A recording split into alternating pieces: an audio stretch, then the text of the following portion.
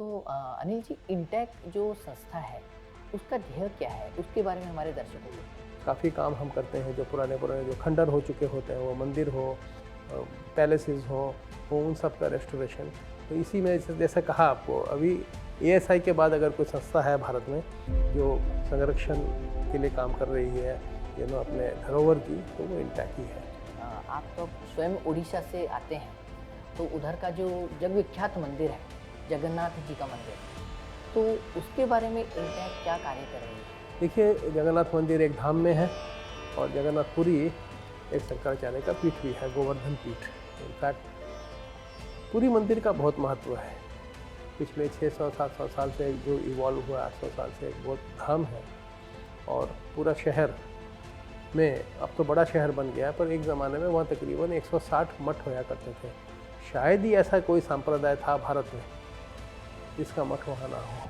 नहीं, मठों का भी सरकारीकरण हुआ उधर। बहुत जगह एंडोमेंट वाले ले गए, कई दफ़ा सरकार ने उनकी ज़मीनें ले ली, अपने आदमी लगा दिए। एंड एडमिनिस्ट्रेशन उनका एडमिनिस्ट्रेशन कई दफ़ा ऐसे हुआ, इंटरफेरेंस हुआ, डायरेक्टली नहीं भी दिया, क्योंकि कि अभी 160 में से सिर्फ 60 ही मठ रह चुके हैं। उड़ीसा की सरकार ने 22 मठ को पूरा ज़मीन दोस्त करके तोड़ दिया।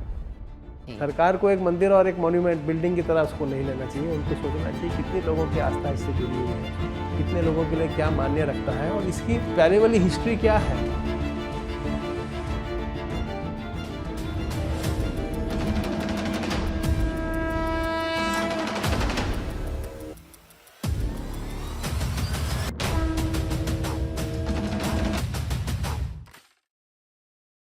हिंदू पुनरुत्थान हेतु कार्यरत, अर्थात हिंदू राष्ट्र की स्थापना हेतु सदैव कटिबद्ध ऐसे सनातन प्रभात की ओर से मैं विक्रम डोंगरे आप सभी दर्शकों का बहुत बहुत स्वागत करता हूं। नमस्कार। Indian national trust for art and cultural heritage, इस संस्था के गवर्नर काउंसिल के एक प्रमुख सदस्य, मंदिरों की रक्षा एवं संवर्धन हेतु कार्यरत ऐसे एक महानुभाव आज सनातन प्रभात के स्टूडियो में उपस्थित है। श्री अनिल धीर जी, इनका मैं हमारे स्टूडियो में बहुत बहुत स्वागत करता हूं। नमस्ते अनिल जी। तो अनिल जी, हमें बताएं कि मंदिरों की रक्षा हेतु आपको किस प्रकार से प्रेरणा मिली कि इसके लिए कार्य करना चाहिए? देखिए, मैं उड़ीसा से हूँ। मूलतः तो मैं पंजाबी हूँ, दिल्ली से हूँ, पर मेरा कर्मभूमि जन्मभूमि उड़ीसा ही रही है और भुवनेश्वर में ही मैं स्थित रहा हूँ। तो भुवनेश्वर एक मंदिरों का शहर बोल सकते हैं आप। एक ज़माने में वहाँ हज़ारों की तादाद में मंदिर थे। तो भुवनेश्वर एक पुराना भुवनेश्वर, एक नया भुवनेश्वर है। जो पुराने भुवनेश्वर में आज भी तकरीबन 600-700 मंदिर हैं और सभी शैली के मंदिर हैं, बड़े सुंदर मंदिर हैं, बहुत पुराने मंदिर हैं। और मैं इतिहास का भी छात्र रहा हूँ यूनिवर्सिटी डेज़ में, तो एक मेरा वैसे भी लगाव था। वैसे तो मंदिर सारे उड़ीसा में हैं, आपको पता है, पुरी में जगन्नाथ मंदिर है, कोणार्क मंदिर है, ये सब है। तो मेरा शुरू से ही बहुत इंटरेस्ट था। तो उसी हेतु मैं बहुत प्रवास उड़ीसा में करता था। बड़े उड़ीसा एक ऐसा, देखिए, प्रांत या एक ऐसा एरिया है जहाँ पर सभी धर्म, आज भी आप जाएंगे तो जैन, बौद्ध और हिंदू धर्म के भी, पहले शैवाइट, फिर शाक्ता, वैष्णवाइट, जितनी भी थी, आपको क्रोनोलॉजिकली सारे धर्मों की या सारे सांप्रदायिक धर्मों के हमारे सब सेक्ट्स थे, उन सब की ऐसे टेंजिबल हेरिटेज, वो मंदिर हो, वो मठ हो, वो घाट हो, वो किसी भी आकार में मिलते हैं। इसके अलावा उड़ीसा एक ऐसा प्रांत है जहाँ पर 22 से 25% जो आज भी वहाँ की जनसंख्या है वो वनवासी हैं, आदिवासी। तो उड़ीसा का एक और एक यूनिक डिस्टिंक्शन है, वहाँ पर 62 different tribes, 62 tribal communities separate from each other, उनका रहन बसन है। और इन 62 में से 32 हैं जो प्रिमिटिव ग्रुप ऑफ ट्राइब, जिनको पहले हम आदि मानव कहते थे। वह अभी भी काफ़ी डेवलपमेंट में की तरफ नहीं गए हैं। जैसा ही वो हज़ारों साल से जैसे रह रहे हैं, वही जंगलों में उनका खान पान, उनका रहना, तकरीबन 32 हैं। काफ़ी परिवर्तन हो रहा है, उनको ट्रांजिशन बहुत हो रहा है। गवर्नमेंट की स्कीमें हैं, अब उनको एजुकेशन भी मिल गया है, काफ़ी कुछ उनका माइग्रेशन भी हुआ है, पर फिर भी 62 ट्राइब्स, ऑल डिफरेंट ट्राइब्स। और ये जो आदिवासी जनजाति होते हैं, सबकी अपनी अपनी पद्धति होती है, बी इट फॉर रिलीजन या वो किसको बिलीव करते हैं, हमें पता है आदिवासी भी सनातनी हैं, क्योंकि प्रकृति की पूजा करते हैं वो, नदियों की, पहाड़ों की, और हर उनके भी अपने देवी देवता है, पर किस फॉर्म में होते हैं, उनका सेक्रेड ग्रोव होता है, कुछ पत्थर होते हैं या कोई टोटेम होते हैं, कोई जैसे लकड़ी का खंबा होता है, उसकी पूजा करते हैं। और बेसिकली क्योंकि वो नेचर वर्शिपर हैं, ऐसी चीज़ें गांव के एंट्रेंस में कुछ जो ऐसे ऐसे वृक्ष हैं, 8-10 किस्म के वृक्ष हैं, उसके बीच में रखी जाती है, और वही उनको वो बड़ा स्ट्रॉन्ग बिलीफ होता है उनका, ठीक है, उसको बड़ा प्रोटेक्ट करते हैं, अपने आइडेंटिटी को डाइल्यूट नहीं होने देते हैं। तो इतनी जब सारी वैरायटी हैं, आपने बड़े बड़े मंदिर भी देखे और वो छोटे छोटे मंदिर जो पेड़ के नीचे हैं तो वो भी हैं। तो बड़ी रुचि लगती है कि सिर्फ मैं नहीं, अगर कोई भी आके थोड़ा सा भी स्टडी करेगा और उसके बारे में पता लगाएगा, उनके पीछे में कितनी कहानियाँ हैं, कितने लेजेंड हैं, ऐसा कितनी स्ट्रॉन्ग बिलीफ है, तो किसी का भी इंटरेस्ट जागरूक होगा। तो मेरा भी वैसे ही हुआ था स्टूडेंट डेज से। मैं भला इस लाइन में नहीं था, मैं कॉर्पोरेट सेक्टर में था, पर हमेशा मेरा इंटरेस्ट वहीं था।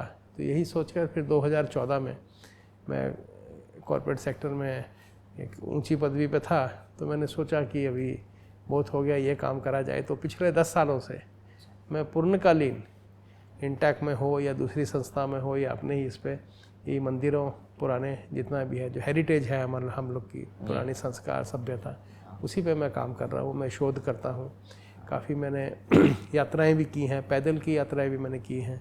मैंने 11 ग्रंथ लिखे हैं। अच्छा। कुछ उसमें से सरकार ने भी छापे हैं, उड़ीसा स्टेट आर्काइव्स ने छापे हैं, और काफ़ी रेफर होता, अभी भी चल रहा है अभियान मेरा। कहीं ना कहीं कोई ना कोई प्रोजेक्ट मैं हमेशा लेता हूँ, मुझे भला 1-2 साल लग जाए, फिर उसे कंप्लीट करता हूँ। जी, बहुत ही आवश्यक कार्य आप कर रहे हैं अनिल जी। मंदिर संस्कृति का जतन, या जो हम कहते हैं कि जो रिवाइटलाइजेशन है हमारी संस्कृति का, तो उसके लिए बहुत ही सुंदर कार्य आप कर रहे हैं। त्याग के लिए भी, इस कार्य के लिए भी हमारा नमन है इस कार्य को। तो अनिल जी, इंटैक जो संस्था है उसका ध्येय क्या है, उसके बारे में हमारे दर्शकों ये को 40 साल पुरानी संस्था है। अच्छा। जो पूर्वतन हमारे प्रधानमंत्री इंदिरा गांधी जी, उनका हमेशा बहुत इंटरेस्ट था हेरिटेज पे, काफ़ी कुछ कदम उठाए थे। उनके ये बहुत, उनके साथ जो कार्य करती थी पुपुल जयकर, वो भी बहुत उन्होंने शोध किया है। तो जब इंदिरा गांधी का देहांत हुआ तो उनकी मेमोरी में एक ट्रस्ट बनाया गया, जिसका नाम ही इंडियन नेशनल ट्रस्ट था। उनकी हेड पुपुल जयकर थी। तो ये कहा गया कि उन्हीं की जो जैसे विचारधारा थी दिवंगित इंदिरा जी की, उस पर एक संस्था बनाई जाए जिसका काम हो कि देशव्यापी जितना भी कंजर्वेशन और रेस्टोरेशन, जैसे आपने कहा, उसका काम किया जाए। आज 40 साल हो गए हैं इंटैक की। तकरीबन हर राज्य में उनका अपनी कार्यकारिणी है। हम लोग के तकरीबन 300 अलग अलग चैप्टर हैं। सारा काम वॉलंटरी है, ये जो भी आता है वॉलंटरी के हिसाब से आता है। अच्छा। हाल ही में भारत सरकार ने इंटैक को सेंटर फॉर एक्सीलेंस का दर्जा देकर उन्हें 100 करोड़ का एक कोष भी दिया है। काफ़ी सारे हमने गवर्नमेंट के लिए प्रोजेक्ट, सेंट्रल गवर्नमेंट के लिए और बाकी राज्यों में स्टेट गवर्नमेंट के लिए बहुत बड़े बड़े प्रोजेक्ट हमने किए हैं। तकरीबन 600 किताबें हमने लिखी गई हैं। हमारे ट्रेनिंग प्रोग्राम हैं जहां हम ये पाम लीफ कंजर्वेशन प्रोजेक्ट, जो ताल पोथियाँ होती हैं, लाखों के तादाद में हमने रिस्टोर की हैं। हम लोग का रेस्टोरेशन सेंटर है। काफ़ी काम हम करते हैं, जो पुराने जो खंडर हो चुके होते हैं, वो मंदिर हो, पैलेसेस हो उन सब का रेस्टोरेशन। तो इसी में जैसे कहा आपको, अभी ASI के बाद अगर कोई संस्था है भारत में जो संरक्षण के लिए काम कर रही है अपने धरोहर की, तो वो इंटैक ही है। हमारा हेडक्वार्टर दिल्ली में है, जैसे मैंने कहा। अच्छा। पर तकरीबन सारे ही राज्यों में हम लोग के चैप्टर्स हैं। अच्छा, बहुत ही सुंदर। आप तो स्वयं उड़ीसा से आते हैं, तो उधर का जो जग विख्यात मंदिर है जगन्नाथ जी का मंदिर, तो उसके बारे में इंटैक क्या कार्य कर रही है? देखिए, जगन्नाथ मंदिर एक धाम में है और जगन्नाथपुरी एक शंकराचार्य का पीठ भी है, गोवर्धन पीठ। इनफैक्ट ऐसे उन्हें कहते हैं सबसे इम्पोर्टेंट पीठ वो है कि ऋग्वेद, चारों वेदों के अलग अलग थे, तो ऋग्वेद वाला पीठ वहाँ माना जाता है कि गोवर्धन पीठ है, जो मंदिर के पास ही है, समुद्र के तट पर है। समुद्र आरती भी होती थी। पूरी मंदिर का बहुत महत्व है। पिछले 600-700 साल से जो इवॉल्व हुआ, 800 साल से एक बहुत धाम है। और पूरा शहर में अब तो बड़ा शहर बन गया, पर एक ज़माने में वहाँ तकरीबन 160 मठ होया करते थे। शायद ही ऐसा कोई संप्रदाय था भारत में जिसका मठ वहाँ ना हो।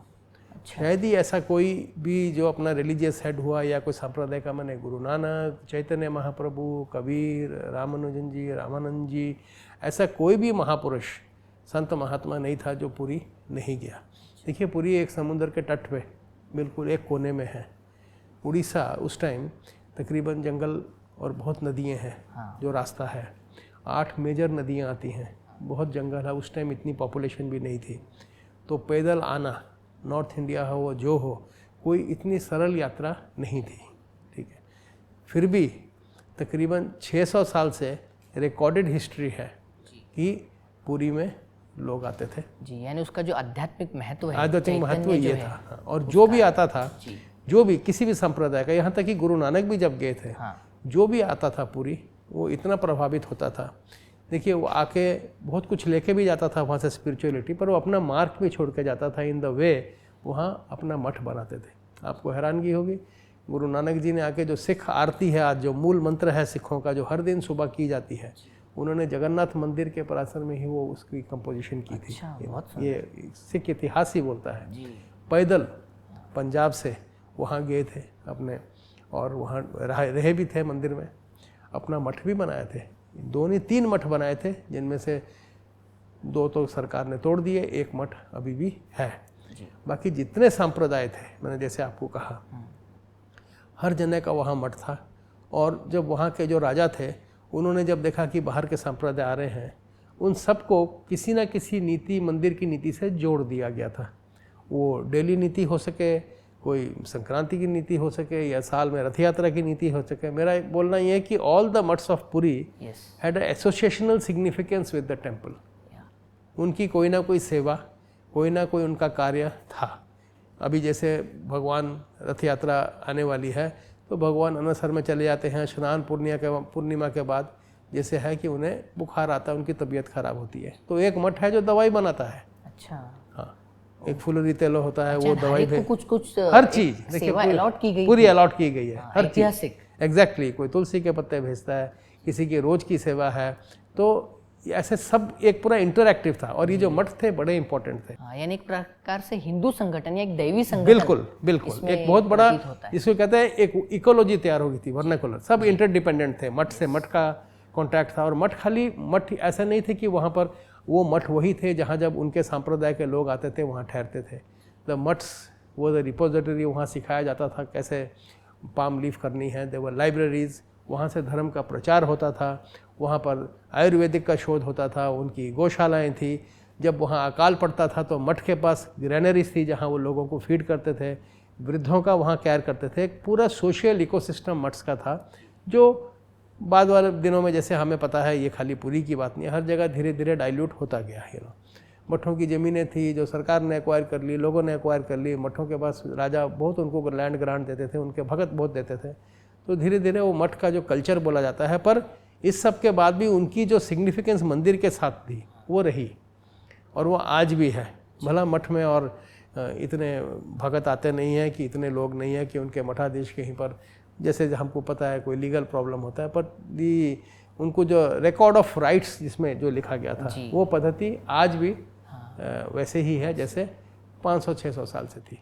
तो ये उसका बाकी जगहों में भी, मैं ये नहीं कहता हूँ, काशी में भी है, बाकी भी जहाँ पर हमारे शंकराचार्य के पीठ है वहाँ पर भी है। पर जैसे पुरी मैंने जैसे आपको कहा, इतना बड़ा इकोसिस्टम जो बनाया गया था, वो कारणवश वो तकरीबन ख़त्म होने की नौबत पे ही है। जैसे मैंने कहा, ये टोकन सर्विस है, ठीक है, क्योंकि वो करते आ रहे थे, कई मठों ने बंद भी कर दिया।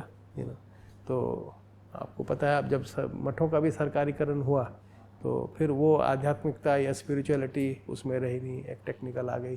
तो फिर भी अभी भी मठों का भी सरकारीकरण हुआ उधर, बहुत जगह एंडोमेंट वाले ले गए, कई दफ़ा सरकार ने उनकी ज़मीनें ले ली, अपने आदमी लगा दिए। एडमिनिस्ट्रेशन कई दफ़ा ऐसे हुआ, इंटरफेरेंस हुआ, डायरेक्टली नहीं भी लिया। तो दुख की बात है, एक इतनी अच्छी जो चल रही थी उसको वैसे ही जारी रखते तो बहुत ही अच्छा होता। तो उस पारंपरिक व्यवस्था को फिर से उसको संवर्धन करना, इस दृष्टि से देखिए एक अपहिल टास्क है जी, इजी नहीं है। अब तो मंदिर की जो परिचालना कमेटी भी सरकारी है। उन्होंने कानून बना के 1960 में टेक ओवर कर लिया था। तो फिर परकोलेट्स डाउन, आपको पता है एंडोमेंट जो इंटरफेरेंस है हिंदू टेम्पल्स में गवर्नमेंट का काम मंदिर चलाना नहीं है, वो भी नहीं सकता है। तो भला उनके इंटेंशन अच्छे हों पर उसकी लिमिटेशन आती है। मंदिर तो भक्ति चलाएंगे अगर देखा जाए तो तो चल रहा है फिर भी जी। इतना कोई प्रोटेस्ट नहीं होता है। लोग भी, क्योंकि मठ में अगर जाएं तो उसमें इन्वॉल्वमेंट होती है। कईयों को पूर्णकालीन काम करना पड़ता है वहाँ पर। उनको शिष्य रखने पड़ते हैं जो बढ़कर मठाधीश बनेंगे। आज के जो पूरा जो एटमॉस्फेयर है ये सब इतना आसान नहीं है, मुश्किल है। तो दुख की बात यह होगी कि अभी 160 में से सिर्फ 60 ही मठ रह चुके हैं। उन 60 मठों में से भी हाल ही में 4 साल पहले उड़ीसा की सरकार ने 22 मठ को पूरा ज़मीन दोष करके तोड़ दिया। जो बिल्कुल मठ मंदिर के आजू बाजू में ही थे, वही परिक्रमा बनाने के चक्कर में तोड़ दिया। तो अभी उनका सरकार ने, पिछली सरकार ने, तो उनका नामो निशान ही नहीं है। उनको कुछ कंपनसेशन दिया, वैसे ही मठाधीश चले गए, कुछ का पता नहीं है। उनको नई जगह बोला अपना मठ एस्टैब्लिश करो। जब एक दफ़ा 500-600 साल का इंस्टीट्यूशन को आप ढा देंगे, उसको फिर नया शुरू करना ना कोई इतना आसान है कि ना। अभी हमें लगता है वो जो 22 मठ तोड़े गए हैं वो तो ख़त्म ही हो गया। मुझको नहीं लगता उनका रिवाइवल होगा। अभी उधर जगन्नाथपुरी से संबित पात्रा जी वो उधर से चुन वो वहाँ पर अभी हाल ही में जो इलेक्शन हुए हैं हाँ। तो उसमें जो 25 साल का पहले शासन था, जो हमारी नज़रों में उन्होंने वहाँ के ऐतिह्य से, वहाँ के धार्मिक स्थानों से उन्होंने काफ़ी खेल खिलाड़ करके ब्यूटिफिकेशन के नाम में बहुत उन्होंने तोड़ फोड़ की है। तो उसमें बीजेपी, इनफैक्ट अगर ये सरकार, अभी नई सरकार आई है, बीजेपी की सरकार आई है और इलेक्शन में उन्होंने इसको भी एक मुद्दा बनाया था। अच्छा। जो मठ तोड़े गए हैं, मंदिर का रख रखाव नहीं हो रहा है, धार्मिक आस्था लोगों को ठेस पहुंच रही है। तो काफ़ी हद तक उसी ही मुद्दे पे बीजेपी को एब्सोल्यूट मेजॉरिटी मिली है। अब देखने आने वाले दिनों में क्या करते हैं ये तो देखने की बात है। पर उम्मीद हमें है कि जो भी कोर्स करेक्शन चाहिए, जो पिछले 10 साल में 15 साल में जो बाय वे ऑफ नेगलेक्ट की, बाय मिसडायरेक्टेड, मैं नहीं कहता सरकार ने तोड़े हैं, उनका उद्देश्य था कि हम अच्छा कर रहे हैं पर ये नहीं जान के कि एक धरोहर को आप पूरा ज़मीन दोष कर रहे हो, हमेशा के लिए ख़त्म कर रहे हो। अब जो हो गया उसको रिवाइव नहीं कर सकते हैं। पर आगे का अगर हैं, संबित पात्रा जी हैं, और भी बड़े बड़े लीडर आए हैं, मोदी जी खुद भक्त हैं जगन्नाथ जी के, जब भी आते हैं जाते हैं। तो हमें उम्मीद है कुछ परिवर्तन होगा और अच्छा ही होगा। अभी अपने बोलते हुए अनिल जी एक बहुत महत्वपूर्ण सूत्र पर ध्यान दिलाया, वह है कि मंदिरों का सरकारीकरण, government take over of temples. तो एक व्यापक रूप से देखा जाए तो आज हमारा जो लोकतंत्र है वो धर्मनिरपेक्ष लोकतंत्र है। उसमें होते हुए भी हिंदुओं के ही मंदिरों का सरकारीकरण किया जाता है। कोई कभी विचार भी नहीं कर सकता किसी मस्जिद का या किसी चर्च का या किसी गुरुद्वारे का सरकारीकरण किया जाए। तो उसके विरोध में भी इंटेक या फिर आप स्वयं कुछ कार्य देखिए, ये वाला मैं पॉलिटिकल भी नहीं कहूँगा, ये एक सोशल इशू है। ठीक है, जैसे मैंने कहा हमारा काम है कंजर्वेशन एंड प्रिजर्वेशन। ये बात सही है कि हम लोग एक्टिविज्म, एडवोकेसी, अवेयरनेस मंदिरों के बारे में क्रिएट करते हैं। हम लोग का प्राइमरी काम यही है। देखिए बहुत ये जो नुकसान हो रहा है, जैसे आपने कहा, ये इसीलिए हो रहा है कि पीपल आर नॉट अवेयर। आज भी आप जानते हैं लोग अवगत नहीं हैं कि सिर्फ हिंदू धर्मों पे ही सरकारीकरण होता है, बाकियों पे, हिंदू के मंदिरों में बाकी नहीं होता। ये गलत है। आपने अक्सर देखा होगा कोई मठ या कोई मंदिर का टेक ओवर तभी होता है कि मिसमैनेजमेंट है और मैनेजमेंट ठीक से नहीं हो रहा है, इसलिए सरकार आएगी, अपना आदमी रखेगी। तो क्या चर्च में मिसमैनेजमेंट नहीं होता है? क्या गुरुद्वारों में मिसमैनेजमेंट नहीं होता है? मारपीट, गोलियाँ चलती हैं। तो क्या अपना दरगाहों में और मस्जिदों में मिसमैनेजमेंट नहीं होता है? तो वहाँ पर क्यों नहीं सरकार इंटरफेयर करती है? ठीक है।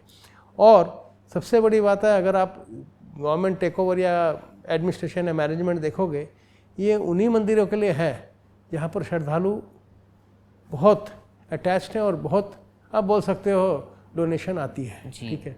हमारे majority mandir which are crying out for attention, वो भी नेगलेक्ट में हैं, वो भी मिसमैनेज ही हैं, नॉट इल मैनेज्ड है। तो सरकार वहाँ क्यों नहीं इंटरेस्ट देती है? अगर हमने माना कि कोई मंदिर की जिसकी बहुत ही अवस्था ख़राब थी या उसका मैनेजमेंट बहुत खराब, सरकार ने उसको टेक ओवर किया, उसको सुधारा, उसको सब ठीक लाइन में लाए, ऐसा तो शायद उदाहरण आपको शायद ही मिलेगा। तो सरकार भी वहीं पर जाती है जहाँ लाखों करोड़ों रुपए मंदिर को मिलते हैं, ठीक है। अब दूसरी बात है उन पैसों का क्या होता है। जो जैन संप्रदाय है वो भी अपने मंदिरों को मैनेज करते हैं, आपको पता है, बहुत दानवीर आदमी है वो। उनके मंदिरों में बहुत पैसा आता है, उनके मंदिरों का पैसा पूरा ही पूरा इस्तेमाल होता है नए मंदिर बनाने में या पुराने मंदिर जो कुछ हो गए हैं उसके रिपेयर में। मंदिर का पैसा मंदिर में ही रहता है। आज की डेट में जहाँ जहाँ भी एंडोमेंट हो के सरकारी टेक ओवर हुआ है, वहाँ का जो भी कलेक्शन है या जो भी पैसा है या जो मंदिर की प्रॉपर्टी है, जो ज़मीनें हैं, वो पैसा क्या हो किस काम में आता है। हमने काफ़ी दफ़ा, हमने सनातन से भी देखा है, कई दफ़ा तो उसको नॉन हिंदू रिलीजन में भी इस्तेमाल होता है। और सबसे दुख की बात ये होती है कि कई दफ़ा जो एडमिनिस्ट्रेटर होते हैं, जब गवर्नमेंट आएगा तो कलेक्टर, डिप्टी कलेक्टर, कोई ना कोई अफसर होगा, वो अफसरान या जो जो किसी ना किसी तरह उस सेटअप में होते हैं, वो भी नॉन हिंदू होते हैं, जो कोई मान ही नहीं सकता। आज कोई मस्जिद में किसी हिंदू को रखेंगे बॉडी में, ठीक है। तो ये वाली जो है बिल्कुल नहीं। तो इसके लिए पब्लिक अवेयरनेस और आउटक्राई चाहिए, पब्लिक अवेयरनेस और इन्वॉल्वमेंट भी चाहिए, ठीक है। मैं कह दूंगा कि नहीं हम भक्तों को, तो मेरे को भी जाना चाहिए, I should also come one step forward. आप सारा सरकार को दोष दे दोगे, तो ये भी गलत है। हाँ, काफ़ी सारे इसमें अभी हाल के दिनों में ये हमने जुडिशल इसका भी काफ़ी केस वेस हुए हैं, तो कुछ एक आधा अगर अच्छा डिसीजन आ जाएगा, ठीक है, कि हाँ सरकार को ऐसा नहीं करना चाहिए और ये सेकुलर सेटअप के अगेंस्ट है। आप एक ही रिलीजन को क्यों चूज़ करते हैं जहाँ पर आप सरकारीकरण करेंगे? तो या तो सब में कीजिए या किसी में भी मत कीजिए। ये बोलना कि सरकार नहीं करेगी तो ये नहीं होगा, ये बिल्कुल गलत है। जैसे मैं पुरी की मंदिर की बात कर रहा हूँ, मैं उन पंडों को बोलता हूँ, आज उसकी अवस्था 600 साल से तुम और तुम्हारे पूर्वज उन्होंने इस मंदिर को रखा है। कोई ASI नहीं थी, कोई स्टेट आर्कियोलॉजी नहीं थी, कोई सरकार नहीं थी। देखिए, हम कई दफ़ा हेरिटेज क्लब बनाते हैं स्टूडेंट्स लोग के लिए, तो हम इंजीनियरिंग कॉलेज में भी बनाते हैं हेरिटेज क्लब, मैनेजमेंट के कॉलेज में भी बनाते हैं, मेडिकल कॉलेज में भी बनाते हैं। तो कई दफ़ा हमको पूछता है कि हेरिटेज क्लब इंजीनियरिंग में क्या होगा, मैनेजमेंट में क्या होगा? तो हम उन्हें बताते हैं दीज टेम्पल्स हैं इंजीनियरिंग मार्वल्स, एंड मैनेजमेंट। जब ये मंदिर बन रहे थे, हज़ारों लोग काम कर रहे थे, सबका डेजिग्नेटेड था। There was a efficient system of management, very very efficient, better than what HRD is doing today. हर जने को अपनी skill, these are case studies, हम उनको बोलते थे तुम पढ़ो, ये जो मंदिर है ये इंजीनियरिंग स्किल भी है, मैनेजमेंट स्किल भी है। राजा रोज तो आकर चाबुक पकड़ के काम नहीं कराता था। ऐसी सुंदर सुंदर चीज़ें आप ज़बरदस्ती नहीं बना सकते हो जब तक आस्था और ये नहीं हो। So these are all management skills also. तो जब तब थे, अब क्यों नहीं है? ठीक है, आज के डेट में भी क्या इतने निष्ठावान या धर्म प्रेमी लोग नहीं हैं? यंग पीपल नहीं हैं। हमारे पास तो सब सेक्ट के आदमी हैं, ठीक है। आप देखिए कितने रिटायर्ड ब्यूरोक्रेट्स होते हैं, रिटायर्ड डिफेंस के आदमी होते हैं, काफ़ी धार्मिक हैं, आप उनको इन्वॉल्व कीजिए। आज आप जब बनाते हैं एडमिनिस्ट्रेटर मंदिर का, आप एक रिटायर्ड इसको बनाइए, आर्मी के आदमी को, अच्छी तरह से एडमिनिस्ट्रेशन भी करेगा। हमको पता है काफ़ी सारे मंदिर हमारे वेल मैनेज नहीं है, ठीक है। वो कॉन्फ्लिक्ट होती है पुजारी पंडित सेवायत में, फिर एडमिनिस्ट्रेशन में, तकरीबन लॉगर हेड में होते हैं। तो आप एफिशिएंसी अगर रन करोगे तो ये भी एक मंदिर का भी पूरा इकोसिस्टम है, कोई छोटी मोटी चीज़ नहीं है। ऐसी ऐसी हमारे मंदिर हैं जो अस्पताल चलाते हैं, यूनिवर्सिटियाँ चलाते हैं, जब सब कुछ कर सकते हैं। It's just a matter of right administration, dedicated, उसमें कोई कैरियर ब्यूरोक्रेट नहीं आएगा। अभी आप एक IAS ऑफिसर को बिठाते हो जो अपनी तनख्वाह के लिए काम कर रहा है, तो एक ऐसे आदमी को बिठाओ जिसका प्रेम हो, जिसके जो धार्मिक हो, जो समझे मैं जो काम कर रहा हूँ, और हाउ इट अफेक्ट्स पीपल। तो थोड़ी थोड़ी, ऐसा कोई रॉकेट साइंस नहीं है, थोड़ी थोड़ी, पर इसके लिए पीपल प्रेशर चाहिए, जो नहीं है आज की डेट में। हम भी जाते हैं, दर्शन करके आते हैं, अच्छा लगा तो खुश होते हैं, बुरा लगा तो क्रिटिसाइज करते हैं, मैनेजमेंट अच्छा नहीं है। तो ये लॉन्ग रन में इट इज़ नॉट गुड। जब तक हम खुद कहते हैं, जब मेजॉरिटी पॉपुलेशन 80% बोलते हैं और सबसे ज़्यादा मंदिर हम ही लोग के हैं, तो उसके बाद भी बड़ा दुख लगता है। जैसे मैं आपको उदाहरण दूंगा, मैं भारत सारा प्रवास करता हूँ, मैंने बड़े प्रोजेक्ट किए हैं। मेरे सारे प्रवास में मैंने आज तक तकरीबन 6,500 मंदिरों को डॉक्यूमेंट किया है। मैंने उनका सारा पूरा स्टेटस रिपोर्ट, हमारा एक फॉर्मेट आता है, उसकी फ़ोटो लेनी, सब कुछ डिस्क्राइब करते हैं हम, उसका सोशल, उसका कल्चरल, उसका रिलीजियस सिग्निफिकेंस, तकरीबन उसके क्या लेजेंड्स हैं, किंवदंती जो बोलते हैं, उसके बीच में तो मुझे बड़ी हैरानगी होती है, कुछ कुछ राज्यों में तो बहुत, मेरे इतने ब्रह्मांड में मैंने आज तक एक भी मस्जिद, ईदगाह, गुरुद्वारा या चर्च अबैंडेंड देखा नहीं है खंडर में। और कुछ कुछ हमारे ऐसे राज्य हैं जहाँ अबैंडेंड मंदिर ज़्यादा हैं, लिविंग मंदिर कम है। आप बंगाल में जाओगे तो हर गांव में 3 आपको खंडर मंदिर मिलेंगे पुराने, और एक नया मंदिर मिलेगा। लोग नए मंदिर में जाते हैं, उनको भूल गए। 25% ही उधर पूजा होती है मंदिर में। अच्छा। और इतने सुंदर मंदिर हैं जो हमारे पुराने मंदिर हैं, जिसको हम नेग्लेक्ट कर रहे हैं। कोई 8th century, 9th century, 10th century, और उस टाइम के जो मंदिर हैं दे आर इजीली रेस्टोरेबल। अगर वो टूट भी गया है तो उससे बना सकते हैं। आज के डेट में टेक्नोलॉजी है। मैं तो यही कहूँगा, हमें नई मंदिर बनाने की कुछ साल ज़रूरत नहीं है। आप 10 साल जो हमारे पुराने मंदिर हैं उन्हीं का अपना पुनरुद्धार करो, उसको कंजर्व करो। उसको कितना चैतन्य, आप सोचिए, लाखों करोड़ों लोगों ने वहाँ पूजा की होगी। इवन दैट, यानी इच्छा शक्ति की कमी है। हाँ, शक्ति आज वो में भी और हमको सुंदर, अभी वो क्या हो गया, we are in the race. हमको भी वो मार्बल के स्ट्रक्चर बनाने हैं, टाइलें डालनी हैं, उसको लाइटनिंग करना है। एक वर्नेकुलर इकोलॉजी। हिंदू मंदिर जो है, जैसे मैं पुरी का मंदिर आपको बताऊंगा। पुरी के मंदिर के बाहर फूल बिकते थे, फल बिकता था, प्रसाद बिकता था, दीप बिकता था, बच्चों के खिलौने बिकते थे।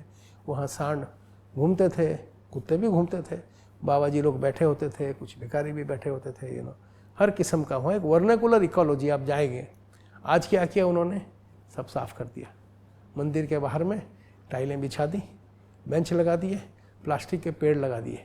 ठीक है, अब 3 साल से मैं जब जाता हूँ मंदिर के बाहर में, हमेशा गेरुआ वस्त्र पहने, कोई साधु, कोई महात्मा, कोई बाहर से आया है, एक भी आपको आदमी नहीं मिलेगा, है ना। वो सब बेंच और उसके नीचे टी-शर्ट पहनी होगी, कैप में लिखा होगा आई लव जगन्नाथ, या जगन्नाथ की आंखें होंगी, कोई सेल्फी पॉइंट ले रहा है। This is not the vernacular ecology. The Hindu temple is inside and outside. जो मंदिर के परिसर में जितनी आध्यात्मिकता है वो बाहर भी है। आप आधा किलोमीटर दूर से मालूम आपको पड़ता था मैं मंदिर जा रहा हूँ। ठीक है, आज क्या किया है हमने, सब कुछ स्टेराइल बना दिया। कोई भी कॉरिडोर हो सब साफ, लाल पीली नीली टाइलें, सीमेंट के बेंच। ठीक है, लोग सेल्फी ले रहे हैं मंदिर के आगे। ये हमने मंदिरों को टूरिस्ट स्पॉट कन्वर्ट किया है, वो पिलग्रिमेज सेंटर थे। ठीक है, यानी इसका एक प्रकार से हम ऐसे कह सकते हैं क्या कि मंदिरों के सरकारीकरण के कारण उसका आधुनिकीकरण किया गया है, बल्कि उसकी जो भक्ति परंपरा उसमें इम्पोर्टेंस ही नहीं दी, उसको इम्पोर्टेंस ही नहीं दी। तो तो ये भी सरकारीकरण का ही एक नतीजा है। एक नतीजा है, बिल्कुल। This is wrong policy. मुझे नहीं लगता है अगर मंदिर जिनके हाथों में था, जहाँ मठों की भी आवाज़ सुनी जाती थी, जगत अपना शंकराचार्य की भी आवाज़ सुनी जाती थी, वो कभी भी ना ये कहते, कभी भी नहीं कहते कि आप ऐसा करो। ठीक है, तो ऐसी सब जो ये चीज़ें हैं, हमारे मंदिर आर यूनिक। हमें पता, हमारा मंदिर का इकोसिस्टम है। कुछ कुछ शहर ऐसे थे जो मंदिर पे ही थे, पूरी वही था, पूरी की सारी इकोनॉमी मंदिर से ही चलती थी। ठीक है, वो जो बाहर में जिन लोगों की दुकानें तोड़ी, जिन लोगों जो बेचते थे उठाया, 3,500-4 हज़ार फैमिली कहाँ गई किसी को पता ही नहीं। और वो सालों सालों से पीढ़ी दर पीढ़ी यही काम कर रहे थे। ठीक है, तो बिना सोचे बिना समझे तो ये इसमें कुछ specially for the Hindu temple. आप ये दूसरे चीज़ के लिए आप बोल सकते हो किसी गुरुद्वारे में हाजी अली में ये कि इसको हटा दो कर दो, नहीं कर सकते हो आप। आप बिल्कुल नहीं कर सकते हो। तो ये आप यहाँ पर बोलते हो कि ठीक है हम लोग अब अपना कुछ हिंदुत्व एजेंडा चलाएंगे। उसके बाद ये जो चीज़ें हो रही हैं और जो हो भी चुकी हैं, स्पेशली पिछले 10-15 साल में, मैं तो कहूँगा वो काशी कॉरिडोर हो, उज्जैन भी हो, ये गलत है।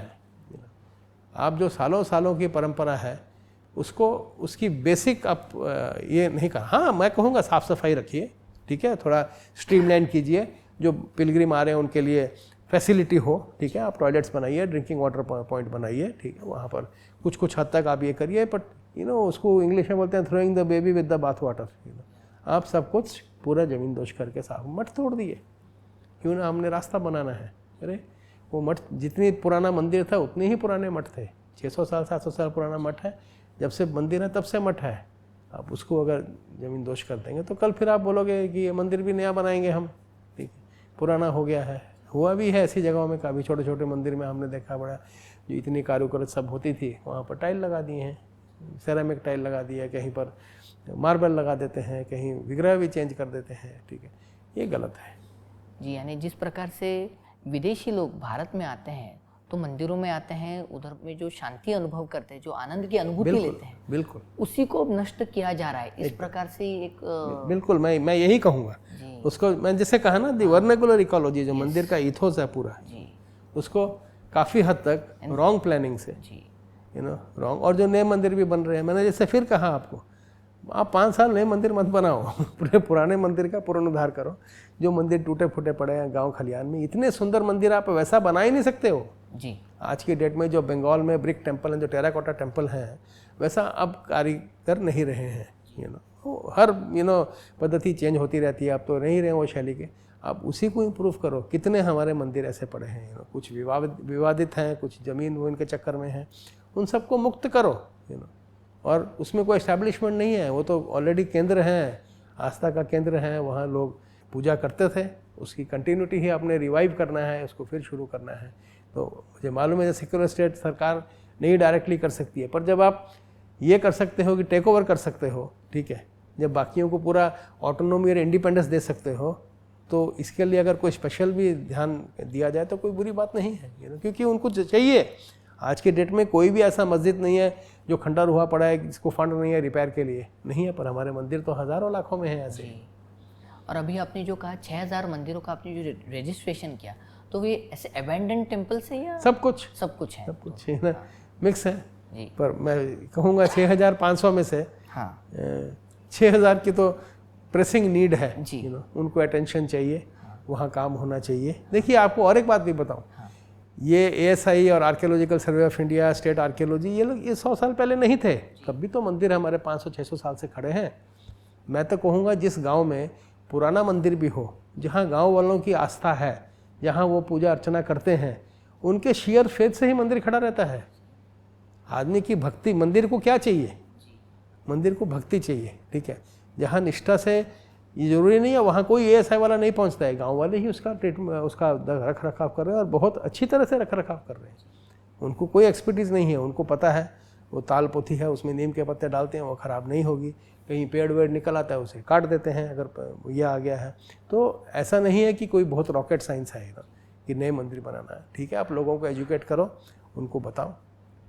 तो मैं तो कहूँगा the share faith of the people, पूरी लोगों के आस्था से ही मंदिर खड़ा रहेगा, कभी भी नहीं टूटेगा, ठीक है। पर अगर भगत ही मंदिर को भूल जाएगा, वो बोलेगा ये पुराना हो गया, मैं नया मंदिर बनाऊंगा, और गांव वालों से चंदा वंदा इकट्ठा करके वो अपना उसकी मार्बल की इमेज लगा लेंगे और टाइल बिछा देंगे और मार्बल के फ्लोर कर देंगे, लाइटें लगा देंगे, सुंदर रंग कर देंगे उससे। और आपने जो कहा कि शेयर फेथ, यानी उस आध्यात्मिक शक्ति के कारण ही आज अपना जो मैं तो यही कहता हूँ, बहुत जीवित है।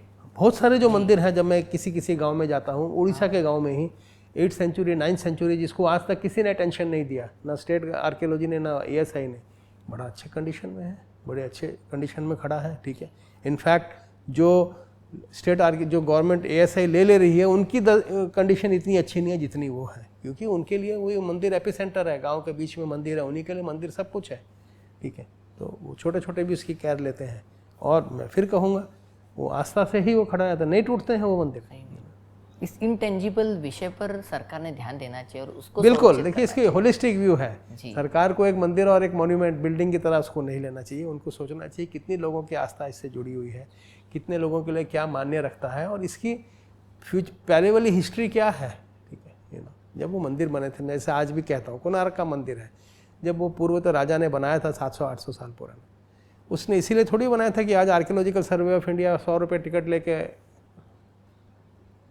इस इंटेंशन से थोड़ी बनाया था उसने, ठीक। और हम आज की डेट में जो भी कंटिन्यूइंग जनरेशन आज हम हैं, हम इसके मालिक थोड़ी हैं। हमने एक शॉर्ट पीरियड के लिए हम कस्टोडियन हैं, जो हमारी उम्र है 60-70 साल, ये हमारी कस्टडी में आया है।